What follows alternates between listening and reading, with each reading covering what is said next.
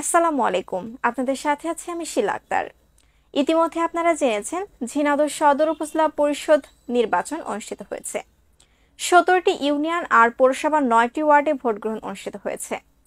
ঝিনাইদহ সদর উপজেলা পরিষদ নির্বাচনের চেয়ারম্যান পদে আনারস প্রতীকে মোহাম্মদ মিজানুর রহমান মাসুম 50,746 ভোট ও তার নিকটতম প্রতিদ্বন্দ্বী দোয়াত-কলম প্রতীকে JM রশিদ 43,170 ভোট পেয়েছেন।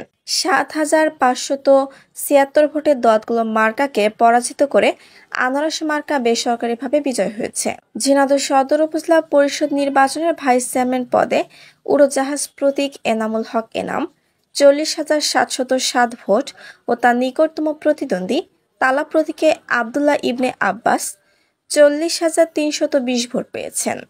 387 ভোটে তালা মার্কাকে পরাজিত করে উড়োজাহাজ মার্কা বেসরকারিভাবে বিজয় হয়েছে এবং ঝিনাইদহ সদর উপজেলা পরিষদ নির্বাচনে মহিলা ভাইস চেয়ারম্যান পদে প্রজাপতি প্রতীক বর্ষা হিজরা 54,258 ভোট ও তার নিকটতম প্রতিদ্বন্দ্বী হাঁস প্রতীকে আরতি দত্ত 23,352 ভোট পেয়েছেন।